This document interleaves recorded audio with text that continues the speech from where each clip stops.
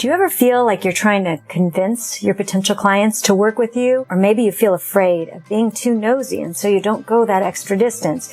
Well, if your conversations with potential clients feel like an uphill battle, then please watch this video because you can discover a simple way of showing up with your potential clients so they practically talk themselves into working with you if it's a good match.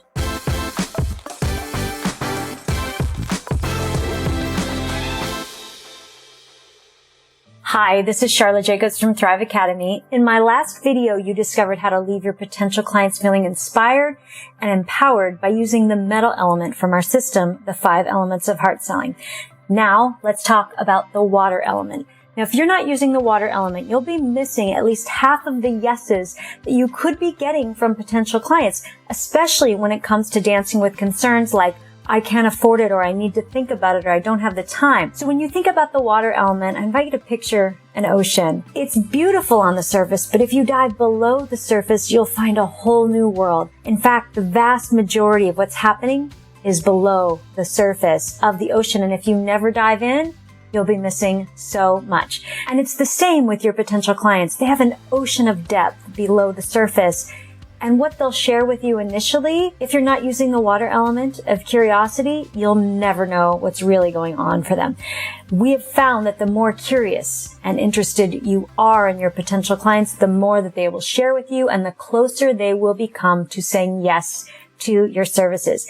But if your water element is out of balance in the sales box, you'll lead with an agenda and you'll talk too much about yourself or your services. Most salespeople enter the conversation with a strong agenda to push their product or service. It's all about closing the sales, overcoming objections, and all that stuff, and ignores the most important person in the conversation, the potential client. On the other side of the spectrum is being out of balance in the heart box, just taking what anyone says at face value, never being curious about what's under the surface.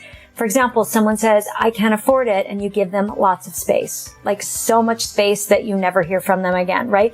What we want instead is for your water element to be in balance, where you are genuinely curious about your potential client. If you do this right, they will simultaneously learn more about themselves while they talk themselves into working with you if it's a good match. And together you will discover what they're looking for next, their deepest desires, their biggest frustrations, and how you might be able to help them. So here's a great example of what it can look like when your water element is in balance. When Dr. Lisa Cooney came to our Client Attraction Summit, she was a really powerful healer working with trauma survivors, practicing modalities called theta healing and access consciousness. She was also an LMFT. She told me that before she learned how to use the water element, her conversations with potential clients were mostly about her and her work and her services and her accomplishments and all of that.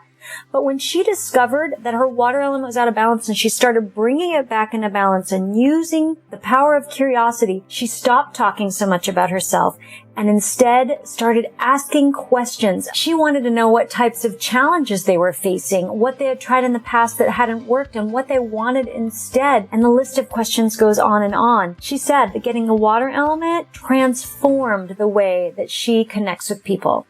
Now, soon after that, most of her clients came from her deep curiosity, and she had a $39,000 month. Her mastery of the water element was a huge turning point for her. She now has the security to know that she can always have a business full of clients that she loves. So next time you're talking with a potential client, we invite you to spend more time asking curious questions and less time talking about yourself and your work. You can ask questions like Lisa asked. What's your biggest challenge when it comes to blank? And you fill in the blank with whatever you help people with. Or what have you tried in the past and how did that work? Or what is it that you really want?